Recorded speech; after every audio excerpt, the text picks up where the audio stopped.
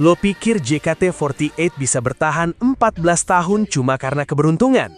Pikir lagi, ada perjanjian gelap di balik strategi ekspansi Akimoto yang bikin satu cabang jadi tambang emas, sementara yang lain jadi kuburan mimpi.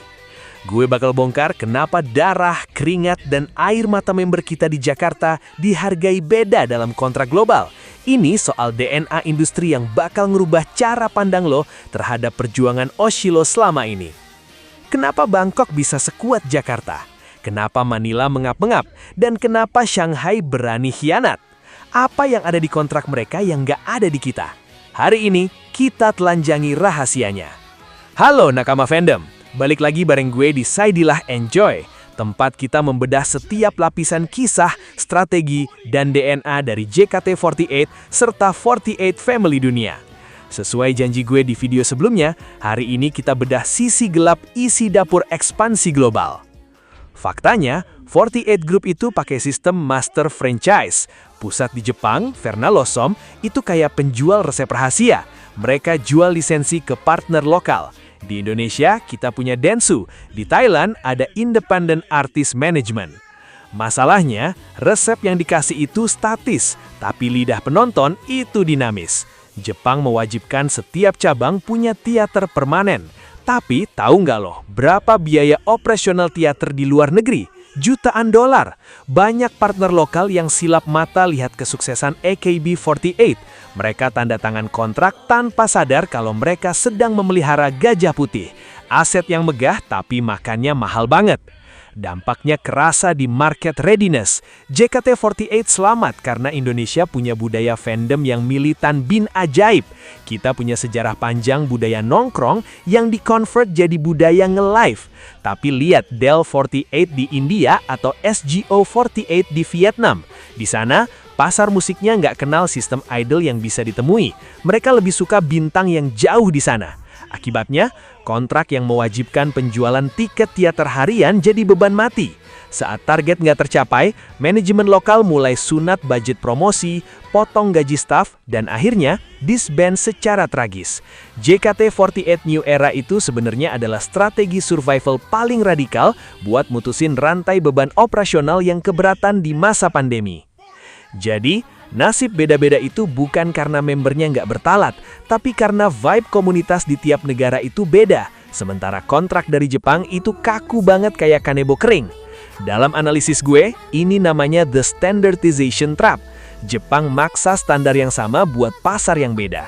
Cabang yang gagal itu biasanya yang terjebak dalam standardization, sementara yang sukses kayak JKT48 dan BNK48 itu yang jago ngelakuin globalization. Global formula, local taste. Tapi ada satu hal yang lebih ngeri dari sekedar salah strategi pasar, yaitu the intellectual property war, perang perebutan hak cipta yang bikin satu keluarga jadi musuh bebuyutan. 1. The royalty tax. Cabang luar negeri itu diperas lewat biaya lisensi lagu. Setiap kali JKT48 bawain lagu terjemahan, ada pundi-pundi yang lari ke Jepang. Makanya, punya lagu orisinal kayak Magic Hour itu bukan cuma soal prestasi, tapi soal kemandirian finansial. 2. The Creative Shackles. Lo sadar nggak kenapa JKT48 dulu bajunya mirip-mirip banget sama AKB48? Karena ada aturan ketat soal branding. Cabang nggak boleh terlalu beda. JKT48 baru dapat kebebasan kreatif setelah membuktikan mereka bisa profit besar. 3. The Local Partner Sabotage. Banyak cabang mati karena partner lokalnya nggak ngerti idol culture. Mereka pikir kelola idol itu sama kayak kelola band biasa. Begitu member terlibat skandal, mereka panik dan langsung bubarin grup. Mereka nggak paham kalau di 48 Group, konflik dan perjuangan itu justru jualan utamanya. Inilah kenapa KLP48 di Malaysia sekarang jadi sorotan. Apakah mereka bakal jadi si bungsu yang manja karena dapat cheat code dari JKT48 atau justru bakal layu karena pasarnya terlalu konservatif? Semua tergantung seberapa berani mereka melawan pakem kaku dari Jepang dan dengerin maunya fans lokal. Kesimpulannya, strategi global Akimoto itu pedang bermata dua. Di satu sisi, dia kasih kita akses ke diskografi kelas dunia. Di sisi lain, dia bikin cabang lokal jadi budak sistem. Pro-nya, kita dapat standar internasional. Kontranya, kreativitas lokal sering terhambat demi menjaga kemurnian brand 48. JKT48 adalah satu-satunya yang berhasil keluar dari zona nyaman itu dan bikin identitasnya sendiri.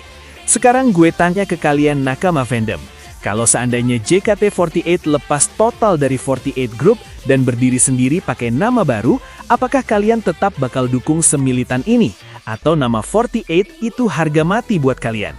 Gue pengen lihat argumen kalian di bawah. Tapi tunggu. Di balik semua keberhasilan ini, ada satu variabel yang sengaja disembunyikan. Variabel itu bikin Shanghai atau SNH48 didepak secara tidak hormat dari silsilah keluarga. Apakah JKT48 pernah ngalamin hal yang sama? Gue bakal bedah tragedi pembangkangan Shanghai di video susu setelah ini. Spill dikit, ini soal harga diri dan uang triliunan rupiah. Jangan lupa cek video gue tentang bedah DNA generasi JKT48 buat lihat siapa aja member yang jadi pilar pertahanan kita selama ini.